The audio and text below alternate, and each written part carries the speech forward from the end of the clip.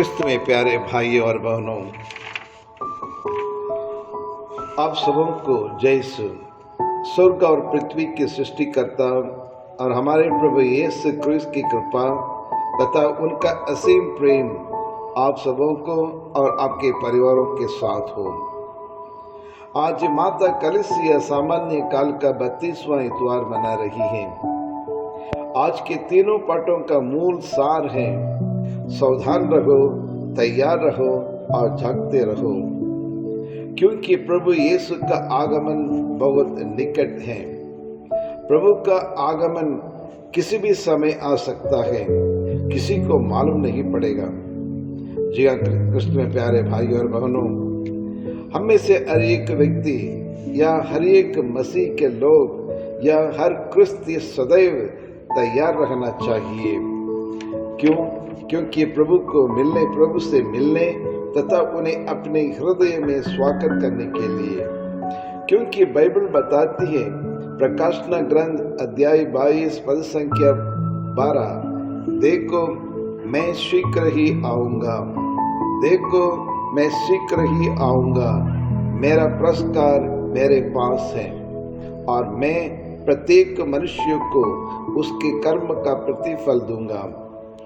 जी हाँ, क्रिस्त में प्यारे भाई और बहनों, और जिस कलीसिया में आज हम जीवन यापन कर रहे हैं और ये दूसरे आगमन के काल के और समय में जीवन बिता रहे हैं, we are the members of the pilgrim church and we are the members of the pilgrim church। हम सब तीर्थ यात्रा कलीसिया के सदस्य हैं। इस संसार में यात्रा करते हुए अपने आप को आध्यात्मिक रूप से तैयार करना है। हमारा जीवन का लक्ष्य या हमारा जीवन का उद्देश्य उस नए जेरूसलेम में यानी स्वर्ग में पहुंचना है और हमें वहां ले जाने के लिए प्रभु यीशु स्वयं जल्द संसार में आने वाला है। प्रभु का दूसरा आगमन बहुत समीप है। किसी भी वक्त भी प्रभु हमारे बीच में आ सकते हैं। इसलिए बार बार बाइबल हमें यह चेतावनी देती है। प्रकाशना ग्रंथ अध्याय 3 और पद संख्या 11, I am coming soon, I am coming soon, hold on to what you have so that no one will take your crown। यानी मैं शीघ्र ही मैं आने वाला हूँ, बहुत जल्द ही संसार में मैं आने वाला हूँ करके बाइबल बताती है। प्रिय भाई और बहनों, क्या आप लोग तैयार हैं प्रभु से मिलने के लिए? क्या उसे स्वागत करने के लिए उचित तैयारियां हो चुकी हैं?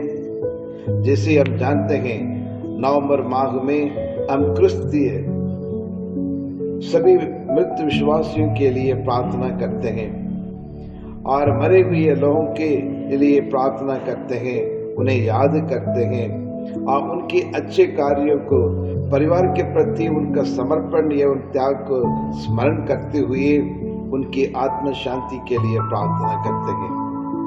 दूसरी तरफ हमारे हिंदू भाई बहन और दीपावली का त्योहार मनाने हेतु जोरदार तैयारियां कर रहे हैं। घर का सजावट, घर की पुताई, नए कपड़े खरीदना और पुरानी चीजों को जलाना, स्वादिष्ट पकवान बनाना और आदि तैयार करने में लोग बहुत व्यस्त हैं और फेस्टिवल के लिए बेसब्री से इंतजार कर रहे हैं। और इस साल जैसे हमने देखा, ये लॉकडाउन, इस लॉकडाउन में हर एक माँ बाप बड़ी सब्र से इंतजार कर रहे हैं कि कब स्कूल खुलेगा ताकि बच्चों को पढ़ाई के लिए स्कूल भेज सकते हैं। और विदेश में काम करने वाले, नौकरी करने वाले भी ये बड़ी सब्री से इंतजार कर रहे हैं कि कब इंटरनेशनल फ्लाइट चालू होगा। और हमारे किसान भाई अपनी फसल की कटनी के लिए इंतजार करते रहते हैं और नौकरी के लिए कई लोग और इंतजार करते हैं। कुल मिलाकर इस अवसर पर जीवन को अच्छी तरह से जीने के लिए हर एक मनुष्य पूरी की पूरी तैयारी करते हैं। People are very much alert और अपना जीवन को संभालने एवं अपने जीवन को संवारने के लिए पूरे तन मन से तैयारियां करते हैं, बड़ी मेहनत करते हैं, कठिन परिश्रम करते हैं। After all, it is an ordinary life in this world। But there is an extraordinary life, that is heavenly life, the eternal life, which is a permanent. How much more important for us? And what type of the preparation should be done by each one of us? इसीलिए हमें Bible बार बार हमें एक संदेश देता है, सावधान रहो, जागते रहो, तैयार रहो, नित्य प्रार्थना करते रहो करके आज के तीनों पाठ हमें शिक्षा देता है। आज के सुसमाचार में से हमें यह शिक्षा मिलती है कि 10 कुंवारियां थी, उनमें से 5 समझदार थे और 5 नासमझ थे। आज के पहले पाठ इन 5 समझदार कुंवारियों को बुद्धिमानी कहते हैं, जो बिल्कुल पूरी तरह से तैयार थे और किसी भी परिस्थिति को सामना करने के लिए तैयार थे। तैयारी में किसी प्रकार की कमी नहीं थी। और दूसरा 5 कुंवारियां नासमझ थे, वे आधा अधूरी तैयारी कर चुके थे, पूरी तरह तैयारी नहीं किया, लापरवाही बरते क्योंकि वे मूर्ख थे। प्रिय विश्वासियों, जैसे आप जानते हैं कि एक आनंदमय अर्थपूर्ण जीवन एवं संतुष्टि जीवन जीने के लिए ज्ञान की अत्यंत आवश्यक है। केवल बुकिश नॉलेज से काम नहीं चलेगा। आज पढ़ने के लिए और ज्ञान प्राप्त करने के लिए हमारे पास बहुत कुछ साधन है, इंटरनेट है और मीडिया है और कंप्यूटर है और अनेक तरीके से, और आज के इस वर्ल्डली नॉलेज जो कहते हैं, ये दुनिया की जो ज्ञान हम प्राप्त कर सकते हैं, लेकिन प्रज्ञा को नहीं। इसलिए सुक्ति ग्रंथ अध्याय 4 पद संख्या 5 से 6 तक और ये बताता है, प्रज्ञा और समझदारी प्राप्त करो, प्रज्ञा का परित्याग मत करो और वह तुम्हारी देख रेख करेगी। प्रज्ञा और समझदारी प्राप्त करो, प्रज्ञा का परित्याग मत करो और वह तुम्हारी देख रेख करेगी। हाँ प्रिय विश्वासियों, व्हाट इज विजडम? प्रज्ञा का मतलब क्या है? प्रज्ञा का परिभाषा क्या है? बाइबल कहती है, प्रज्ञा ग्रंथ अध्याय 7 पद संख्या 22 से 30, प्रज्ञा में एक आत्म विद्यमान है, प्रज्ञा में एक आत्म विद्यमान है जो विवेकशील, पवित्र, अद्वितीय, बहुविधि, सूक्ष्म, गतिमय, प्रत्यक्ष और निष्कलंक, स्वच्छ, अपरिवर्तनीय, हितकारी और तत्पर है। वह ईश्वर की शक्ति का प्रसव है, सर्वशक्तिमान की परिशुद्ध प्रदीप है। कोई अशुद्धता और उसमें प्रवेश नहीं कर सकती है। वह शाश्वत ज्योति और वह शाश्वत ज्योति का प्रतिबिंब है। ईश्वर उसी को प्यार करता है जो प्रज्ञा के साथ निवास करता है। प्रज्ञा सूर्य से भी रमणीय है और उसे सभी नक्षत्रों से श्रेष्ठ है।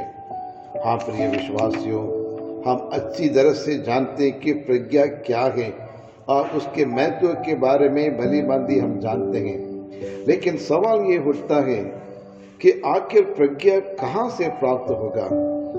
किताब से नहीं, दुनिया की ज्ञान से नहीं, लेकिन फिर हमें कहाँ से इसका प्रज्ञा कहाँ से हम प्राप्त कर सकते हैं? और इसको प्राप्त करने के लिए भी बाइबल हमसे ये कहती है, योग अध्याय 28 और पद संख्या 12 बताता है, प्रज्ञा कहाँ मिलेगी? सद्बुद्धि का निवास कहाँ है? इन सवालों का जवाब आज के पाठों में से, इन सवालों का जवाब आज के पाठ से उत्तर देता है और प्रज्ञा को प्राप्त करने का तरीका भी बता देता है। राजा सोलोमन बताते हैं कि कोई भी व्यक्ति प्रज्ञा ग्रहण करने से पहले को प्यार करना चाहिए, क्योंकि जो उसे प्यार करेगा वही उसे प्राप्त करेगा। लेकिन आज की ग्लोबल दुनिया में, ग्लोबल फैमिली में लोग किसको ज्यादा प्यार करते हैं? पैसा, धन दौलत, प्रसिद्धि, पद और सुख सुविधा आदि।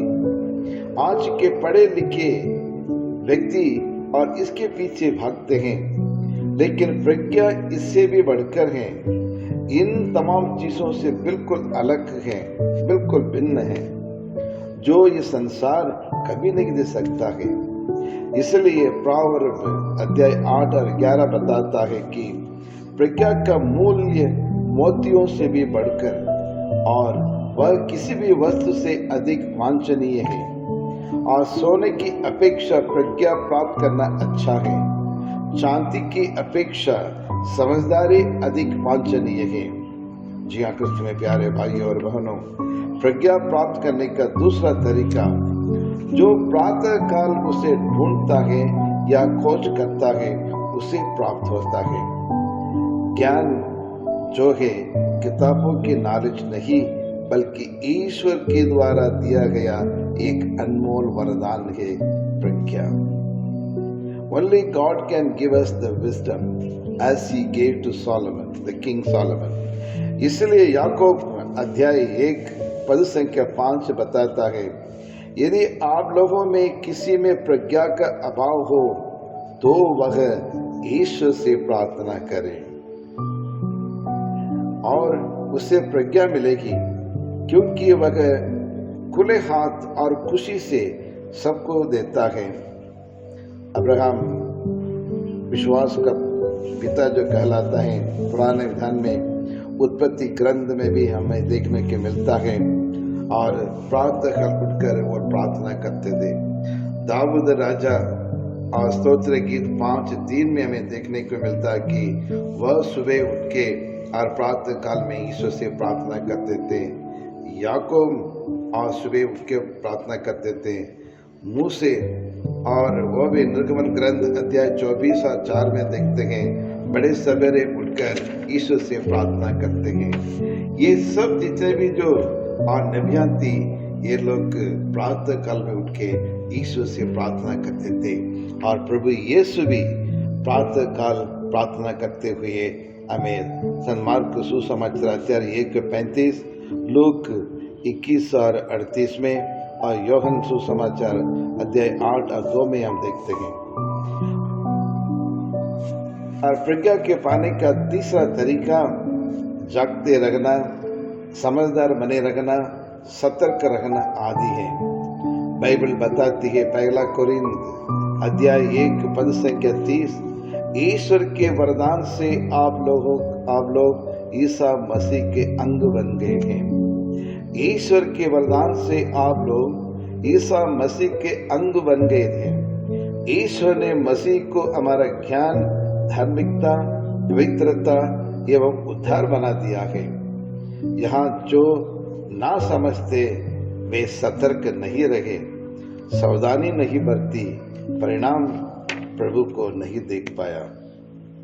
आज हम भी हमेशा सतर्क रहना पड़ेगा, जागते रहना पड़ेगा, क्योंकि प्रभु का आगमन बहुत जल्दी आने वाला है। प्रभु का आगमन के बारे में कोई हमें मालूम नहीं है, लेकिन बाइबल बार बार हमें बताती है, हर घड़ी हर मिनट तैयार रहो। एक चोर के भांति और प्रभु का दूसरा आगमन हो सकता है। इसलिए सदैव जागते रहना, तैयार रहना, सतर्क रहना, नित्य प्रार्थना करते रहना। तो आइए हम प्रार्थना करें। हे पिता परमेश्वर, हम आपको धन्यवाद देते हैं प्रभु, पिछले 1 सप्ताह आप हमें और हमारे परिवार को बचा रखने के लिए, हर प्रकार की मुसीबतों से बचा रखने के लिए हम आपको धन्यवाद देते हैं प्रभु। मांगने से पहले हमारे सारे आवश्यकताओं को जानने वाला परमेश्वर करके, और संतमती के सुसमाचार 8, 6 और 8 में आपने कहा प्रभु, हमारी सारी आवश्यकताओं को पूरी करने के लिए कोटि कोटि हम धन्यवाद देते हैं। ये कोरोना वायरस से हमें बचाने के लिए हम आपको धन्यवाद देते हैं प्रभु। हमारे पूरे भारत देश के हर एक नागरिक को सुख शांति उन्हें प्रदान करे प्रभु।